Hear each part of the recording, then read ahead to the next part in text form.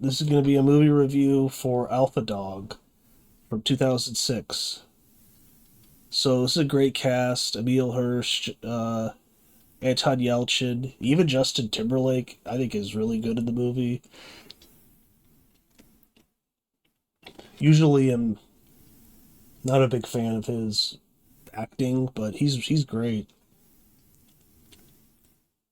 Um, Sharon Stone, Bruce Willis, Ben Foster, and it's directed by Nick Cassavetes, who's the son of John Cassavetes, famous actor director. Um, so this is a movie about a drug dealer and his friends, and they end up making some really bad choices, and a lot of them go to jail. And this is based on a true story. A lot of these guys are still in jail. Um,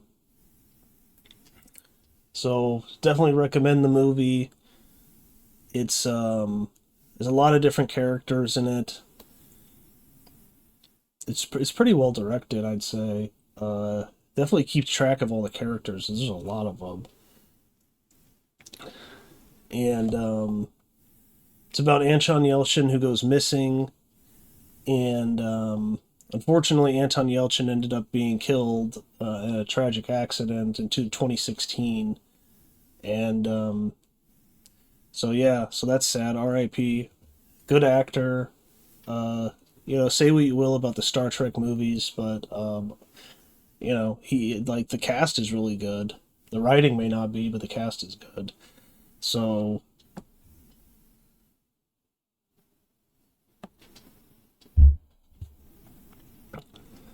but yeah, definitely recommend the movie.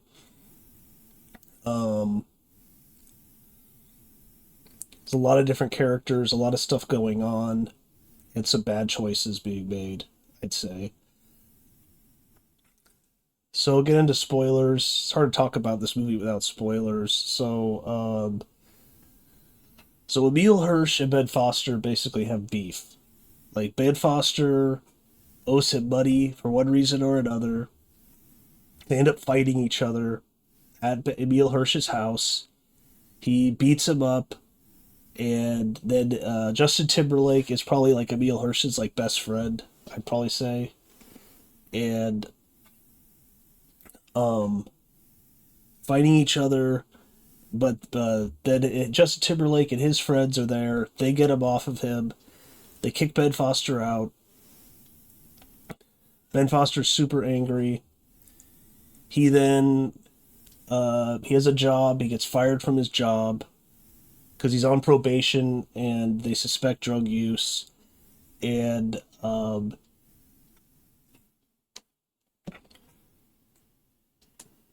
let me think. He goes to see his dad to borrow money. His dad says no. Sharon Stone is his stepmother, I believe, and Anton Yelchin is Ben Foster's half brother. It seems like. Um, so he's angry. He leaves. Anton Yelchin comes out to his car. He wants to hang out with him. He says no, no, like just stay home. A few nights later, Ben Foster gets fired from his job. He then breaks into Emile Hirsch's house, steals his TV with some other guys. I guess they sell the TV. They don't show that, but breaks some of Emile Hirsch's windows, and um, and then leaves. A few days after that, Anton Yelchin is partying with Ben Foster and his girlfriend at their apartment. He then goes home. His parents are pissed at him because he was out drinking and doing drugs. And um, they're super angry at him. He runs away from the house. He sneaks out the window. He's going down the road. Emile Hirsch and Justin Timberlake are they're moving because he's like I gotta move somewhere where no one knows where I am because his house was just broken into. They see Anton Yelchin and they're like, oh, that's Ben Foster's brother. So they basically grab him and they kidnap him. And it's a really different kind of movie because throughout the movie, I mean, they tie him up, but then they untie him, and he's basically just hanging out with them, mainly Justin Timberlake. Um, like him and Justin Timberlake actually, I mean, become friends. At least it seems. I mean, seems that way. Like kind of like Justin Timberlake would be like an older brother to him, and they're hanging out, they're playing video games, they're drinking, doing drugs, hanging out with a bunch of ladies. Basically, just like a continuous party. And throughout the movie, they kind of go to a few different places. They spend a lot of time at Justin Timberlake's house. It's his dad's house, who also likes to party and do drugs too. And basically they're just there, they're partying. Anton Yelchin meets a few ladies that like him, and they're just having a good time.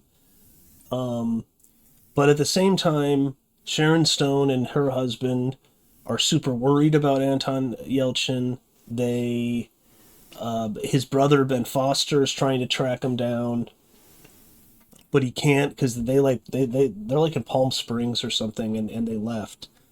Um, so they don't really know what to do with him. And then Emile Hirsch calls like I think it's like his dad's lawyer, and asks him about what would happen if someone did this, and the guy's like, oh, you get life in prison because that's kidnapping and some other things. So he freaks out. He basically then starts thinking about killing Anton Yelchin. And Anton Yelchin even says to them, like, hey, just drop me off at my house. I won't tell them what happened. I'll just say I was out, with a girl. So he's like totally cool with what they did. He doesn't really care. Like he also Justin Timberlake even offers to let him go on a bus, and Yelchin says no because I know that Emile Hirsch and my brother have this beef, and I don't want to mess that up. Let's just say he should have took that offer because then the police get involved with Sharon Stone and her husband. They're at the house. Emile Hirsch tries to call Ben Foster. Ben Foster basically says like, well, if the police don't catch you, I will, and then you're dead. So Emile Hirsch is like freaking out. He then gets this guy,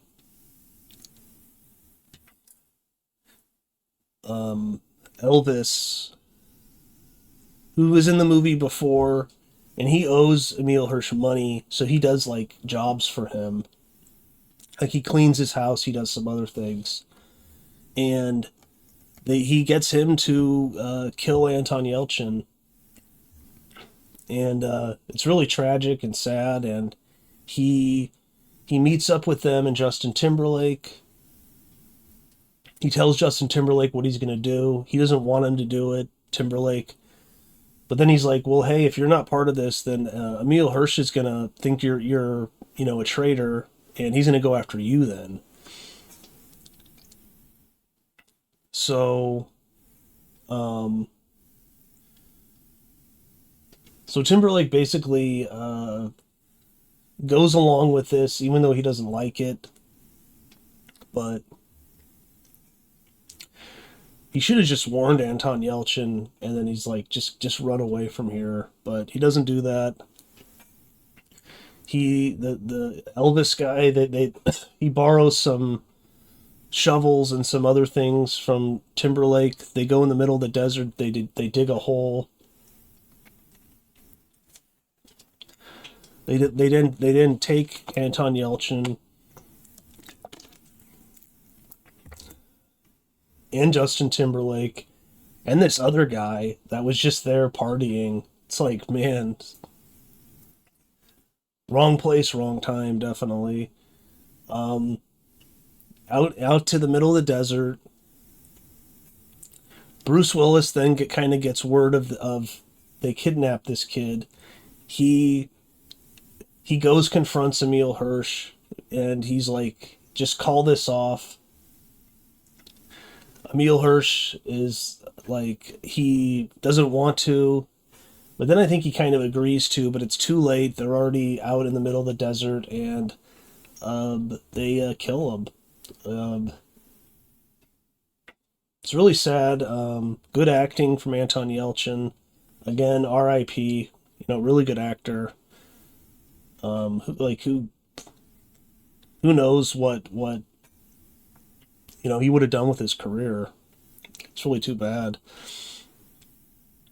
Um,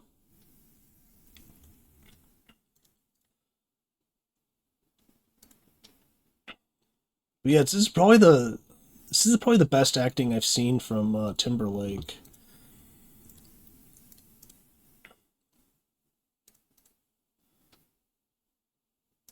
Um, so yeah, so they kill him. It's like throughout the movie they have people see that they're with the kid. So there's all these witnesses, and after they kill him, the word gets out. They find the body, the police, and they're starting to arrest everyone. They arrest one of his other friends, who was part of this Tico, and he was part of it too. They arrest him. They arrest Timberlake. They arrest the Elvis guy. Um, and Emile Hirsch actually gets away for a while. He's in an apartment with his girlfriend. He goes out for a walk, and they arrest his girlfriend. He then goes and he's gonna try and go over the border. He thinks he'll get caught, so he just has this other friend drop him off at Bruce Willis's house, his dad's house, and he disappears. And he's in, I think, Paraguay for like 5 years, but then he gets captured by Interpol. Um, and then a few years later, he's sentenced. I think he's in life in prison in California. So yeah, it's just some terrible choices. They should have just. I mean, Anton Yelchin wasn't even angry at them. It's like he had a good time. Like, they should have just. I mean, it's a risk, but they should have just like took the risk, let him go, drop him off at his house, let him go, and just he said he wouldn't tell them that he was kidnapped, and even if they knew that he's lying, I mean, I don't know. It's like, can you really prove a kidnapping case if the person that's kidnapped isn't even angry about it and won't admit that he was? So, he met like he got a girlfriend. Justin Timberlake was like, I mean, like they were pretty good buddies. Um, so yeah, it's just tragic. I think Timberlake got, I think, life in prison or 25 to life. I think Emile Hirsch got life without parole. So, because he was like the ringleader, pretty much. Um, and I think the Elvis guy who actually pulled the trigger, I think got life without parole. So, so yeah, so they all just ended up going to jail. Um, over very little. I mean, I think Ben Foster owed Emile Hirsch like $1,000, and it's tragic, and it's apparently mostly true. Um, but yeah, I definitely recommend the movie. It's 2006. It's about 2 hours long, but it's really good. A lot of good actors. Like, I just reviewed another movie with Emile Hirsch. Killer Joe. That's another very dark movie, but I'd say this is better than Killer Joe. Um, because throughout most of the movie, they're actually all having a pretty good time, and it's just yeah, it's at the very end they make a terrible, terrible mistake choice. Well, they shouldn't have kidnapped him too. Obviously, don't that's not good. But like I said, he wasn't even angry about it. So, um, but let's see, Olivia Wilde's in this.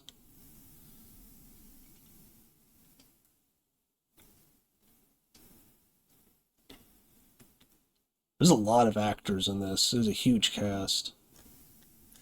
Because, like I said, they have these parties that are going on.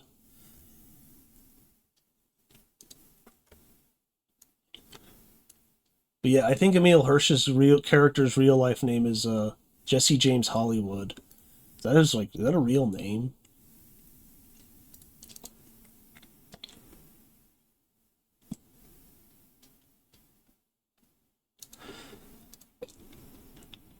Serving life without parole at Donovan Correctional Facility in San Diego. So, murder of Nicholas Markowitz.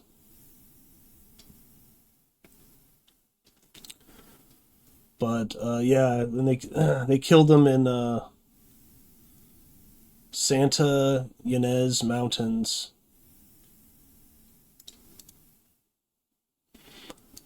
But yeah, there's a terrible, terrible decisions being made.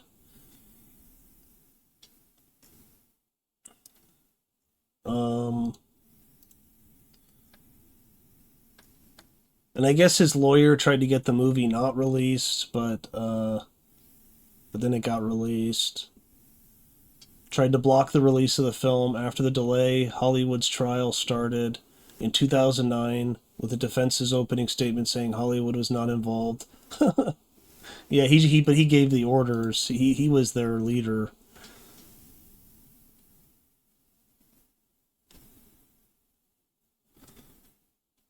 So yeah, life in prison without the possibility of parole.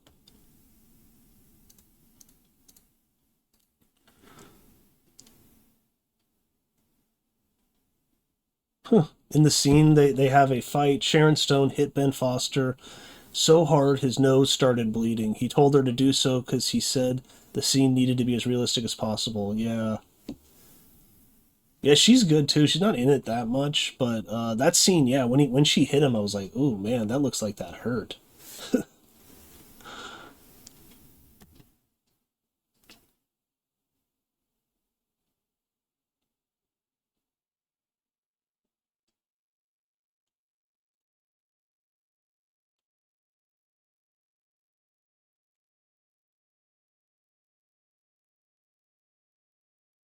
Whoa, Ben Foster risked his sight for the movie by adding glaucoma drops to his eyes for much of the shoot to dilate his pupils, making him appear to be high. He'd hide in the bushes at night and cover his eyes between takes to keep the lights from shining into them. He would also talk to director Nick Cassavetes with his eyes closed. Wow, yeah, his eyes do look kind of that weird in this movie.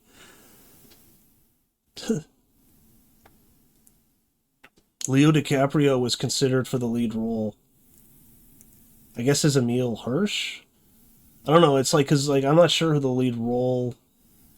Like Emile Hirsch, Justin Timberlake, and Anton Yelchin have a lot of screen time, so probably Emile Hirsch's role. Yeah, Amanda Seyfried is in it too. She kind of becomes his girlfriend. Anton Yelchin.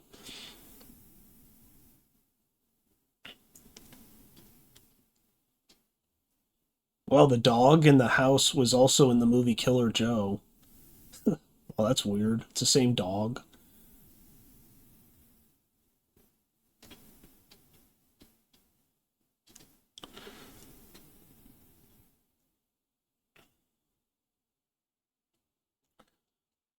But Ben Foster and Bruce Willis worked together on the movie Hostage. This is the Sundance closing film, 2006.